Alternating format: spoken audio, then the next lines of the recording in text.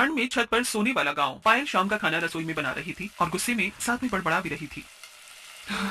पता नहीं इन लोगों को क्या दिक्कत है, एक बात भी समझ में नहीं आती है, हमेशा बस अपनी ही मनमर्जी करनी होती है। अरे फिर हमारा इस घर में रहने का फायदा ही क्या है जब हमारी मर्जी का कुछ चलता ही नहीं है। एक तो इतनी ठंड है, फिर भी इन्हें समझ में नहीं आता। आखिर पायल इतनी ज्यादा गुस्से में क्यों थी, जानने के लिए जरा कहानी में आगे बढ़ते हैं। पायल खाना बनाकर सबको परोसती है। सभी टेबल पर बैठकर साथ में खाना खा रहे थे। चलो चलो, खाना तो खत्म होने वाला है, आप खाना खाते ही सब जल्दी से ऊपर पहुंच जाओ, सोने की तैयारी शुरू करो, आज वैसे ही पहले बहुत देर हो गई है। हाँ मम्मी चिंता मत करो, बस अभी खाना खाकर ऊपर बिस्तर लगा देंगे, मैं और भाभी दोनों मिलकर। ठीक है, पहले हम ऊपर चले जाते हैं, उसके बाद तुम दोनों बिस्तर लेकर ऊपर आ जाना। हाँ जरूर, यही काम रह गया ना मुझे तो। सभी खाना खा लेते हैं और उसके बाद पायल और रिया दोनों मिलकर छत पर जाकर बिस्तर लगाने लगती हैं। दोनों बिस्तर बिछा ही रही थी तभी वहां सामने वाली छत पर, जो उनकी दीवार से बिल्कुल दीवार सटी हुई थी, उनकी पड़ोसन बहू भी वहां पर बिस्तर बिछा रही थी। और पायल घर का सारा काम खत्म हो गया? हाँ, सबने खाना पीना खा लिया है, अभी सबका बिस्तर लगा दूंगी, सब लेट जाएंगे, उसके बाद बस बर्तन धोने बचे हैं, जाकर वही धोऊंगी। एक तो इतनी ठंडी ठंडी हवा चल रही है और ठंड में रात को बर्तन धोना बड़ा मुसीबत होता है। इसलिए सर्दी में मैं तो पहले ही काम खत्म कर लेती हूँ, उसके बाद काम करने का मन ही नहीं करता, वो भी ठंडे पानी से। तभी वहां पर पायल और नेहा के ससुराल वाले ऊपर आ जाते हैं। अरे शीला आ गई, आज तो तू भी जल्दी छत पर आ गई, लेकिन आज तो बहुत ही ठंडी हवा चल रही है, बड़ी ठंड है, मैं इसीलिए मोटी रजाई लेकर आई हूँ। हाँ सच में बहुत ठंडी हवा चल रही है, हमने भी मोटे कंबल और रजाई निकाल ली है, अब सर्दी पड़ेगी और मैंने सोचा तेरे और सरला दोनों के साथ मिलकर आज गप्पे लड़ाऊंगी, इसलिए मैं छत पर जल्दी आई। आज मेरे पास तुम्हें बताने के लिए बहुत धमाकेदार खबर है। क्या कहा, सच में? बता फिर तो जल्दी। अरे रुक जा, एक बार सरला को भी छत पर आने दे, वो भी बस आती ही होगी, तब तक मैं अपनी बहू से गर्मा गर्म चाय मंगवा लेती हूँ, छत पर ठंडी ठंडी हवा में चाय पीने का मजा आएगा। दरअसल ये गांव जहां पर हर किसी को छत पर सोने की आदत थी, पूरा गांव ही छत पर सोता था। उन सभी को छत पर खुली हवा में सोना बहुत अच्छा लगता था। इस तरह सभी छत पर पहले जाकर थोड़ी बहुत देर बात करने की आदत थी और उसके बाद सभी एक दूसरे से बात करते हुए सो जाते थे। लेकिन वहीं दूसरी तरफ जब पायल नीचे बर्तन धोने आती है तब वो गुस्से में बर्तन धो रही थी और वो पहले से ही गुस्से में थी। गुस्सा आना तो लाजमी है ना, बताओ भला ऐसी छत पर कौन सोता है? अरे मैं तो घर की बहू हूँ, कम से कम मुझे तो कमरे में अकेले सोने दो, ऊपर से इतनी सर्दी में छत पर सुला देते हैं। गर्मी में तो मैंने कुछ नहीं कहा था, लेकिन कम से कम सर्दी में तो मुझे चैन से सोने दो। तो बहू को छत पर सोना पसंद नहीं था, जो कि जरा लाजमी भी है। वहीं दूसरी तरफ सरला की बहू, जिसकी अभी नई नई शादी हुई थी, वो भी छत पर बिस्तर लगाने जा रही थी, लेकिन उसने घूंघट किया हुआ था, जिसकी वजह से वो सीढ़ी पर गिर जाती है। ओए माँ, मर गई मैं तो, फूट गई, बड़ी जोर की लगी है, पैर भी मुड़ गया। उसकी आवाज सुनकर उसकी सास सरला और उसकी ननद मोना दोनों वहां आती हैं। अरे भाभी क्या हो गया, आप ऐसे क्यों चिल्ला रही थी? मैं सीढ़ी पर गिर गई हूँ, बहुत जोर से चोट लगी है और मेरा पैर भी मुड़ गया है। मुझे नहीं लगता अब सोने में ऊपर जा पाऊंगी, आप सब ऊपर चली जाइए, मैं रहने देती हूँ। ला दिखा, मुझे जरा सी ही तो चोट लगी है, तुझे तो भी ना बहू, बहुत ही ज्यादा नाजुक गली है, चल मैं और मोना तेरी मदद करते हैं ऊपर छत तक जाने में, चिंता मत कर, हम तुझे यहाँ नीचे अकेले नहीं छोड़ेंगे, हम सभी का बराबर ध्यान रखते हैं। रही बात बिस्तर लगाने की, तो वो भी आज मोना ही लगा देगी। सरला और मोना दोनों रितु को पकड़कर छत पर ले जाते हैं। तब रितु मन ही मन सोचती है, चोट में भी मुझे नहीं छोड़ रहे हैं, अरे कम से कम आज तो इसी बहाने मुझे नीचे सोने का मौका मिल जाता, लेकिन नहीं, एकदम सिद्धि ससुराल वाले हैं मेरे तो, सुलाना इन्हें मुझे छत पर ही है, ऊपर से यहाँ इतनी तेज हवा भी चल रही है, ठंड में तो मेरी कुल्फी ही जम जाएगी यहाँ पर छत पर। इस तरह रितु को भी जबरदस्ती छत पर ले जाया जाता है और हर कोई अड़ोसी पड़ोसी रात को छत पर खुले आसमान के नीचे बिस्तर लगाकर सोते हैं। यहाँ कुछ ऐसा ही था। इस तरह दिन गुजर रहे थे। वहीं पड़ोस में एक नई नवेली दुल्हन आई थी। तभी उसका गृह प्रवेश कर रहे थे और वहां पर सभी पड़ोसन थी। आजा बहू, गृह प्रवेश कर, अपने दाहिने पैर से कलश गिरा दे। पलक कलश गिरा कर गृह प्रवेश करती है। उसके बाद सभी कहते हैं, हाँ स्वागत है हमारे खुले गांव के ससुराल में, एकदम खुली और ताजी हवा का एहसास होगा यहाँ। बिल्कुल सही कहा, यहाँ पर ऐसा खुला वातावरण कहीं नहीं मिलेगा बहू, जैसा हमारे गांव में मिलता है। हमारी बहुओं से पूछो, इसलिए तो खुश रहती है। नई नवेली दुल्हन पलक को तो कुछ समझ में ही नहीं आता, लेकिन वहीं खड़ी पुरानी बहुएं कहती हैं, हाँ बिल्कुल बिल्कुल, हम तो कुछ ज्यादा ही खुश हैं यहाँ पर, हर रोज खुली हवा में सोने का हमें इतना अच्छा अवसर जो मिलता है, जिसकी वजह से हमारी रात की नींद पूरी नहीं हो पाती है। अरे कुछ दिन पहले मुझे चोट लग गई, लेकिन फिर भी जबरदस्ती मुझे छत पर लेकर गई है सुलाने के लिए। हाँ, और कल पूरी रात मुझे नींद नहीं आई, एक तो इतनी ठंडी हवा चल रही थी, ऊपर से मेरा कंबल भी इतना पतला था। आज भी मुझे खांसी जुकाम हो रखा है, लेकिन नहीं, इन्हें तो सिर्फ अपनी मर्जी चलानी है। सच में क्या ही कह सकते हैं इन लोगों को। अब अगले दिन जब पलक रात को सभी को खाना बनाकर खिलाती है, खाना खाने के बाद वो जब अपने कमरे में जा रही थी तब उसकी सास उसे रोकते हुए कहती है, अरे बेटा कहाँ जा रही है, चल जल्दी से बिस्तर लेकर छत पर चल, वहीं पर हमारा बिस्तर लगेगा। ये बात सुनकर पलक को बड़ी हैरानी होती है। क्या कहा, छत पर? लेकिन ऐसा क्यों? अरे हमारे यहाँ ऐसा ही होता है, हमारे यहाँ पूरा गाँव छत पर ही सोता है, छत पर एकदम खुली और ताजी हवा जो चलती है। छत पर सोने का जो मजा है वो कहीं और नहीं। जल्दी कर, सब लोग छत पर आ गए होंगे। ये बात पलक को तो बड़ी अजीब लगती है, लेकिन वो कर भी क्या सकती थी। जैसा उसकी सास ने करने को कहा उसने वैसा ही कर लिया।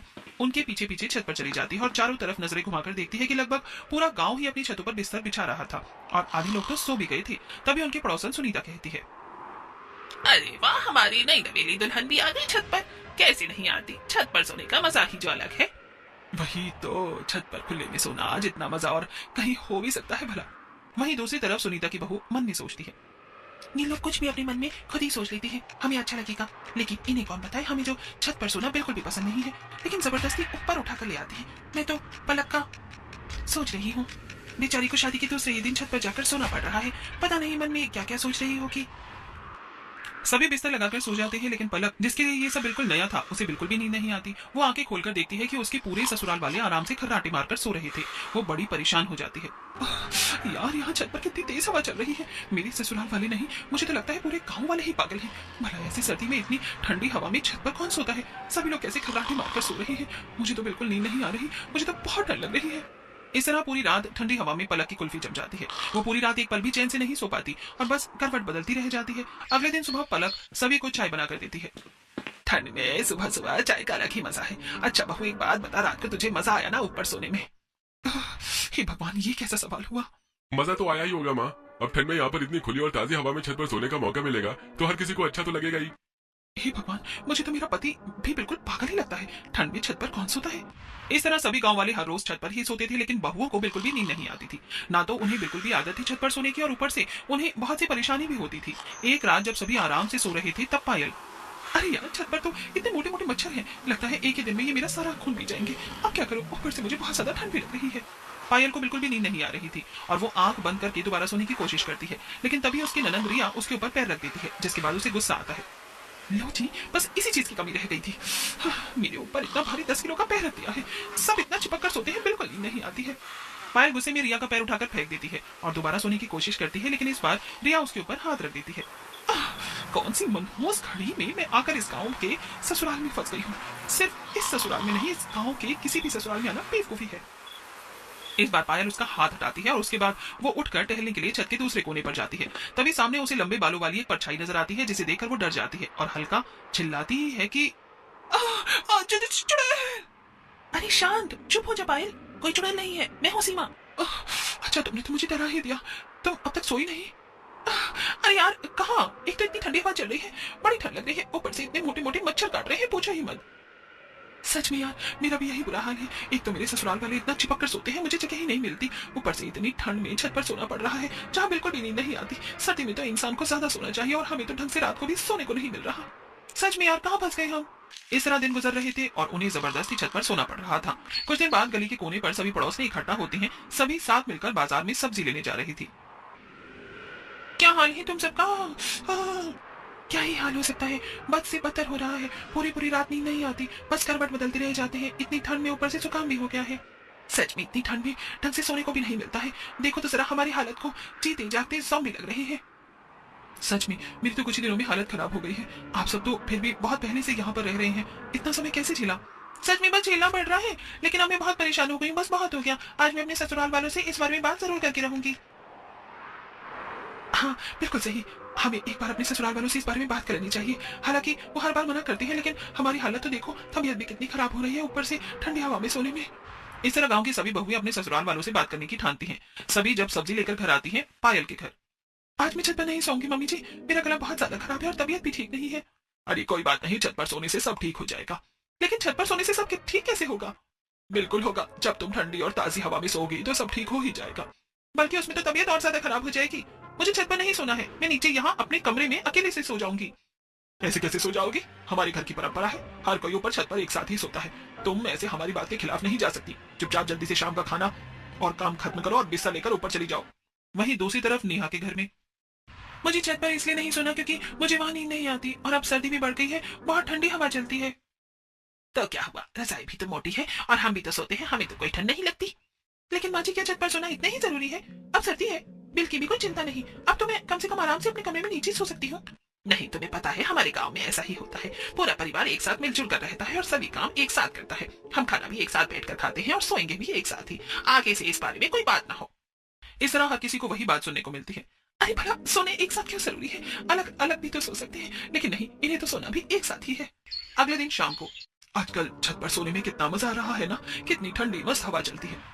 सच में मजा आ जाता है, लेकिन कल मेरी बहू ऊपर छत पर सोने से मना कर रही थी। अरे मेरी बहू भी मना कर रही थी, मैंने तो डांट दिया।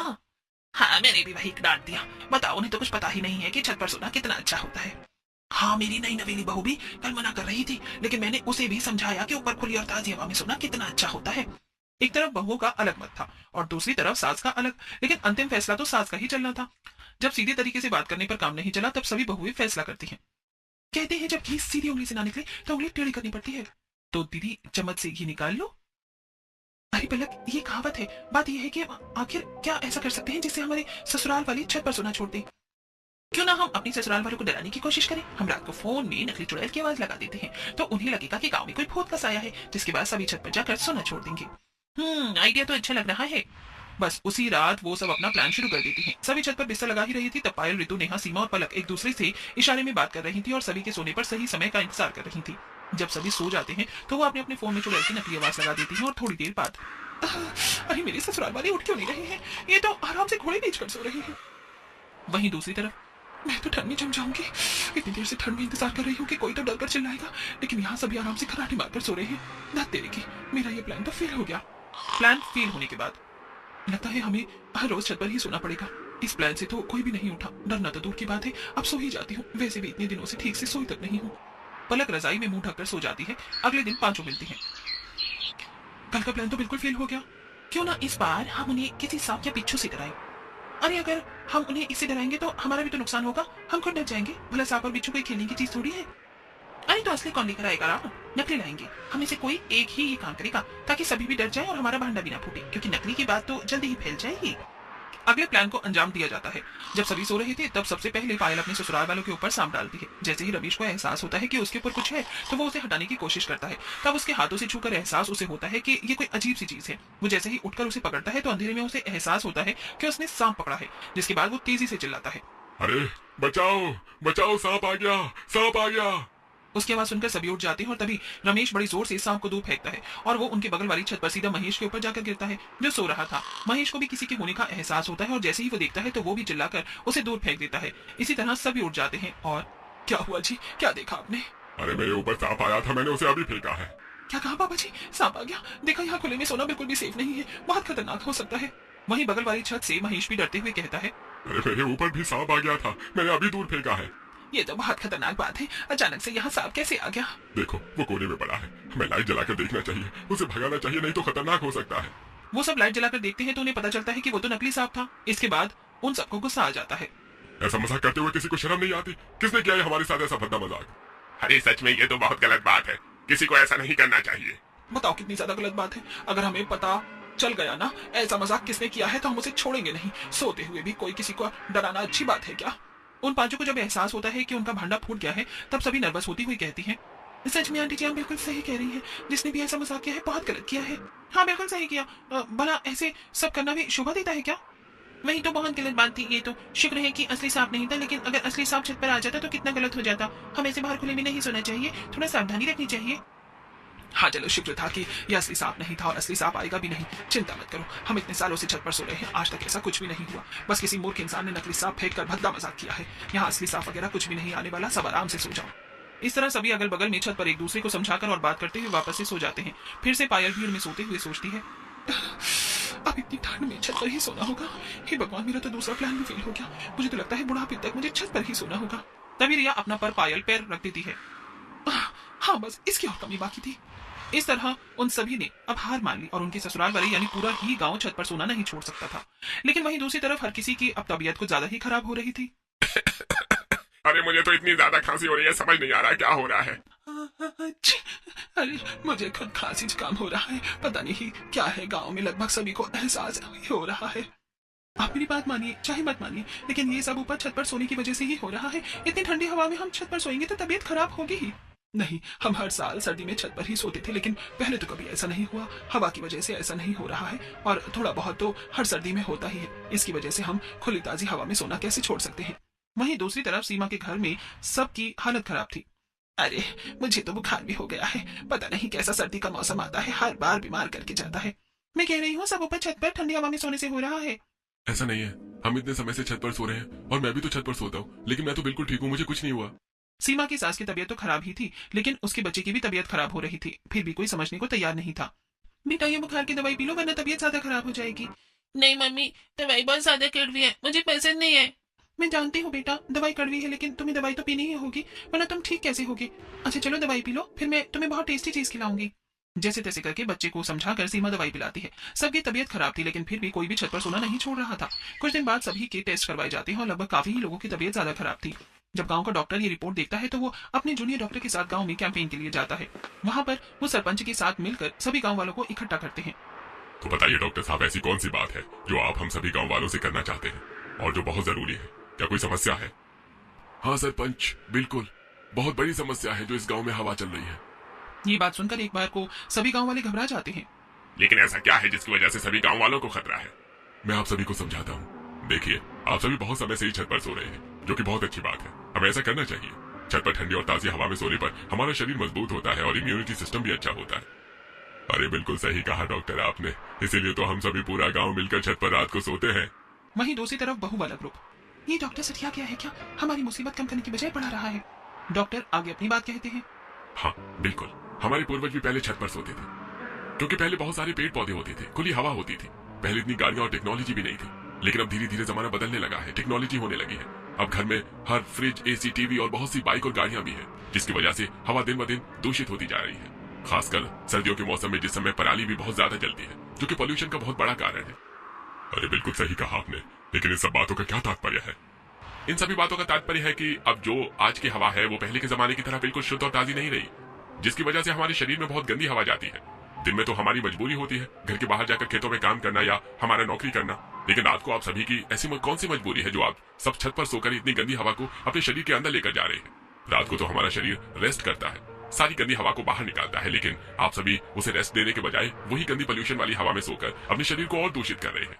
ये बात सुनकर सभी गांव वाले हैरान हो जाते हैं और समझने की कोशिश करते हैं कि आखिर डॉक्टर सच में उनसे क्या कहना चाह रहे थे। देखिए, इसीलिए आधे से ज्यादा गांव बीमार हो रहा है, हर किसी को खांसी, जुकाम, गला खराब हो रहा है, ये सब पोल्यूशन की वजह से। जब मैंने आप सभी की रिपोर्ट को चेक किया और मुझे इसका कारण पता चला तो मैंने जल्दी से फैसला किया कि आप सभी को इस बारे में बताया जाए। देखिए, ये सोच अच्छी है कि खुली और ताजी हवा में सोना चाहिए, लेकिन आजकल वो खुली और ताजी हवा है कहाँ? पहले के जमाने में पोल्यूशन नहीं था तो सब शुद्ध था, लेकिन आजकल आप वाकिफ है कि सब सच्चाई से। तो फिर इतना बड़ा खतरा क्यों मोल लेना, जिसकी वजह से हमारी तबीयत खराब होती है और ये हमारे स्वास्थ्य के लिए बहुत हानिकारक है। अरे बिल्कुल सही कहा डॉक्टर ने। तो आप सभी गांव वाले अगर अपने स्वास्थ्य को सही करना चाहते हैं तो सर्दियों में खासकर छत पर न सोया जाए, तभी पोल्यूशन ज्यादा होता है और गर्मी में इतनी परेशानी नहीं होती। अरे तो गांव वालों सभी ध्यान से सुनो, हमारी पुरानी जो प्रथा थी छत पर सोने की, वो पुराने जमाने के हिसाब से ठीक थी, लेकिन बदलते समय के हिसाब से और बढ़ते पोल्यूशन की वजह से अब हमें फैसला लेंगे कि छत पर कोई न सोए, खासकर सर्दियों में। सभी अपने परिवार के साथ अब नीचे अपने कमरों में ही सोएंगे। इस तरीके से ऑफिशियली ये गांव के सरपंच द्वारा निर्धारित हो जाता है। सभी गांव वालों को भी ये बात समझ आ जाती है और वो भी छत पर सोने का फैसला छोड़ देते हैं। सभी डॉक्टर के पास जाकर धन्यवाद करती हैं। हमें खुशी है कि हमारी बात सुनने के बाद आपने सभी को समझाने का निर्णय लिया। हमारी मदद करने के लिए आपका बहुत बहुत शुक्रिया। ये तो मेरा फर्ज है, एक डॉक्टर का फर्ज है सबकी जान बचाना और उन्हें सभी सही चीज से अवगत कराना। जब मुझे पता चला कि तबीयत खराब होने के बाद भी कोई नहीं मान रहा है और ये बहुत खतरनाक भी है, तो मेरा मन नहीं माना पीछे हटने का। मैंने निर्णय लिया कि सभी को अगर इस बारे में समझाया जाए। सच में हम सभी इन्हें समझा कर परेशान हो गए थे, लेकिन कोई हमारी बात समझने को तैयार ही नहीं था। आपकी वजह से गांव की ये समस्या सॉल्व हो गई है। वो सभी डॉक्टर को धन्यवाद करती हैं और डॉक्टर वहां से चला जाता है। उन्हीं के कहने पर डॉक्टर सभी को समझाने आया था। अब इस तरह उन सभी को भी ठंड में छत पर सोने से छुटकारा मिल जाता है और अब गांववासी अपने परिवार के साथ नीचे अपने अपने कमरों में ही सोते हैं।